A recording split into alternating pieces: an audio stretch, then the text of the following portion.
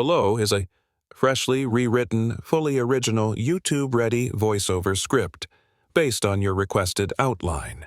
It keeps the emotional spine and arc of the story type you provided, but all names, events, detail settings, motivations, and plot beats have been changed to ensure uniqueness and copyright safety. Length: 1,500 words. Natural, 13 to 15 minutes at 0.9x pace. Tone: American conversational cinematic emotional human. Voiceover script, 1,400 to 1,700 words. Original story. You ever have one of those moments when life quietly sits you down and says, "Hey, everything you thought you were..." Yeah, that's about to change. I didn't see mine coming. I was just trying to survive another Tuesday behind a cluttered service counter in a rundown cafe in Denver, wiping a sticky table and pretending the world wasn't chewing me up one bill at a time. But that's the thing about life. Your turning point rarely shows up with a flashing sign. Sometimes it walks in wearing a tailored jacket, orders a simple coffee, and unintentionally hands you your future on a cracked laptop screen. Back then, my name was Leah Bennett, but nobody really said my name out loud. To most people, I was just the girl with the messy ponytail, the quiet barista who refilled cups without being asked. I'd gotten pretty good at being invisible. It was safer that way. 3 years earlier, my world exploded when my brother, a brilliant, awkward coder who built encryption tools for research labs, was arrested for manipulating federal data. Except he didn't. Someone had used his algorithms, planted them in a breach, and pinned the whole thing on him. The fallout hit me like a wrecking ball. Companies stopped calling. Projects I'd been hired for disappeared overnight. Suddenly, I wasn't Leah the developer anymore. I was Leah Bennett, sister of that criminal. So I shaved down my life piece by piece until the only thing left was this cafe job, a fake last name, and a determination to never touch code again. Or so I told myself. Then he started showing up. Julian Hart. If you live in the tech world, you've heard the name. Founder of Heartwave, the streaming platform that claimed it could rewrite entertainment. The man had money power and the kind of calm, polished confidence that made entire boardrooms straighten their posture. And yet, every morning he walked into our shabby cafe like he was escaping a fire behind him.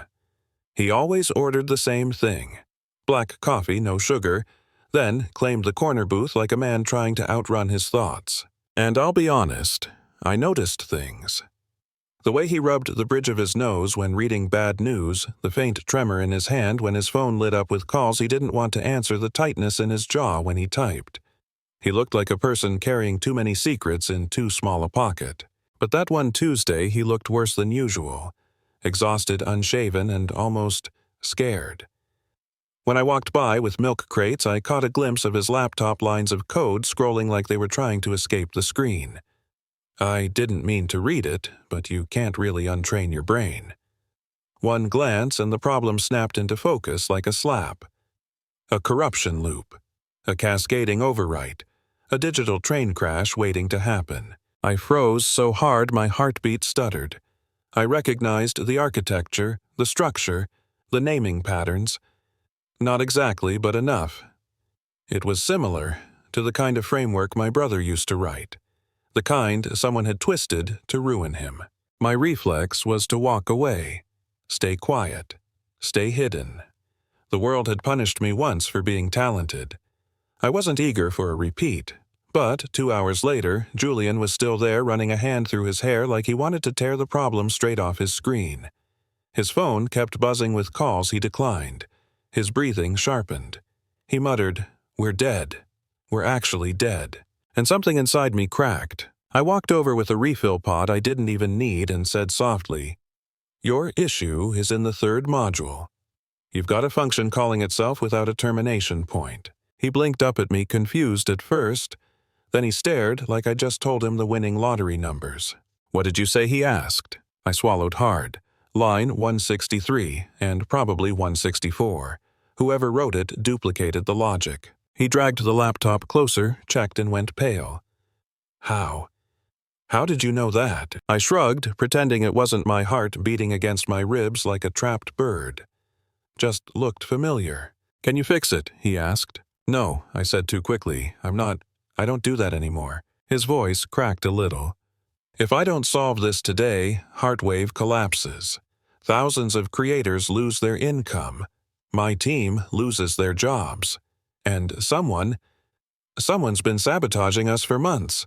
Please, I don't even know why I'm asking, but something tells me you know what you're doing." I shouldn't have said yes. God knows I told myself not to.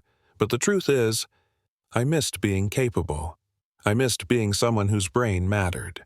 So I said, "Give me 4 minutes." His entire world hinged on those 4 minutes, and he didn't even know it. I slid into the booth, and my fingers woke up like they'd been asleep for years. The code was a mess. Deliberate, malicious, elegant in the worst way. Not just an error, but a trap. A digital sinkhole built by someone who understood the architecture intimately. I rewrote the structure, traced the pattern, patched 3 deeper flaws hiding under the first one. When I hit enter, the system steadied. The screen flashed green. Heartwave lived. Julian exhaled like he'd been underwater. "Who are you?" And I gave him the only answer that had kept me safe: nobody. But he wasn't stupid. Nobody doesn't write like that. I felt cornered, so I grabbed my apron and muttered, "I need to get back to work." He stood so fast his chair screeched. "Wait, I'll double your salary. Triple it. I'll buy this entire cafe. Just tell me why someone like you is hiding behind a cash register." My chest tightened.